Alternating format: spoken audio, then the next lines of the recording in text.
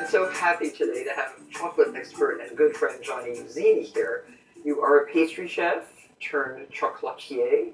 Tell us about your new venture because it is very exciting for a chef to focus so intently on one ingredient. So, I grew up a sweets lover, obviously, I'm a pastry chef. But when I started to really understand true chocolate and cacao and the different origins around the world where it grows, coffee, cacao, and wine are very similar in that they're very much represented by their region. You get the flavors from the surrounding fauna, the trees, the flowers, the soil content, all kind of partakes in flavoring that cacao. So some bars, like this one, has notes of banana. It's because the banana trees are the shading trees over the cacao in that region.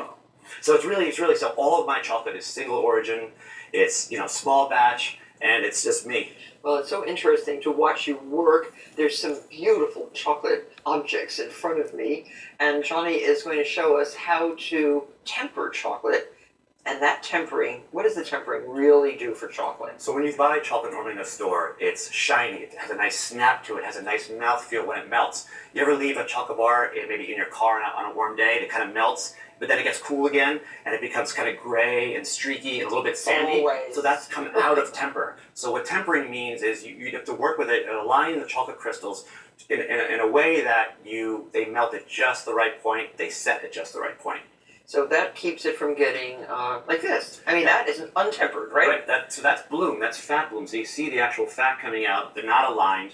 Right? Chocolate should be pretty. Right, and the whole dynamic of chocolate, when it's properly tempered, is that it contracts. And when it contracts, it releases naturally and easily from the mold. So this is a properly tempered chocolate. And look how beautiful that is. This is untempered. No matter what we do, we're never going to get that out. And then you can do decoration with tempered chocolate too that you couldn't possibly do with regular. Exactly. This is all tempered chocolate. None of this would work if it was untempered. So you melt 2/3 of your chocolate to 115 degrees Fahrenheit. Okay. And you have 1/3 of it chopped up fine. Very important that this is tempered though. If Already this isn't tempered, so if you buy store-bought chocolate always comes tempered. So it has to be like, because if this is untempered, this won't work. Okay. So what you're doing is you're seeding it, essentially creating the crystals, helping them line up properly. So what we're going to do is just start. So everything we buy is tempered, you think? Normally. Okay. So what I'm going to do now, Martha, is I'm going to bring it from 115. We're going to bring it down to approximately 85 Fahrenheit. You want to keep stirring? Yeah, I'll I know stir you for like you. stuff to do. I'll stir for you. So we have an integrated probe where I'm able to actually monitor the temperature of the chocolate through the interface Oh, it's here. already down to 107. Yeah, that's going to go quick. Yeah. If you don't have one of these, no big deal. I love these. These are pretty inexpensive now. An infrared thermometer. You can find it at any hardware store. What is it? 105 exactly. So. Yep, just about there.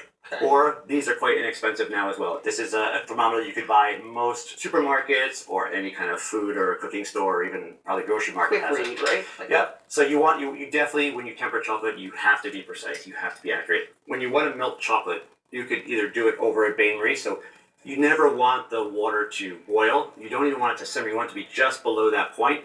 Or you could do it in the microwave. But if you do it in the microwave, you have to be very careful. Do it in 30-second increments. In the case that you get it down to the proper temperature and you still have some lumps, this is a heat gun. Ah. So you could also use a blow dryer. So you want to put it on the lowest possible setting. Gently on, gently off, gently on, gently off. Always monitoring that temperature. You never want to exceed the parameters. So, but there are still lumps, visible lumps, but they're softening. So what's your favorite thing to do with chocolate? Is it to make candy? Is it to make decorative objects? What is it?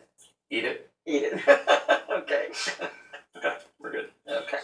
Now, yeah, it's 85 Fahrenheit. So see, we have some lumps here, right? Yes. But we know we're at the optimal temperature. So what we're going to do, I'm going to have you stir this while I warm it up. This is the critical part because if we go above 89 degrees, guess what? It starts to bloom again. And we have to start all over again. So when you're working with chocolate, especially once it's tempered, it's going to want to scent quite quickly. So what you're going to do is keep going on and off a low temperature water bath. So not steaming, on for a couple seconds, off for a couple seconds. See how fast that's melting now? Yes, okay. If it gets to look like this, is it too old? Does chocolate get too old? Chocolate has a shelf life of about 2 years. Oh. And the reason why is there's no water activity. And water is what creates bacteria. You could potentially keep chocolate that long, but I don't know about you, but chocolate doesn't last that long around me. Oh. So what happened is it probably got too warm, liquefied a bit, and then cooled again, and that's why you have that bloom. So do you throw it away if it's over 2 years No, old? once you melt that, it's fine again. Oh, okay. We're there. Okay, we're there. 89. Excellent. So 89 degrees, which is exactly what we want for working chocolate. we started To 86. between 115 and 120 to start. Very important because that decrystallizes it.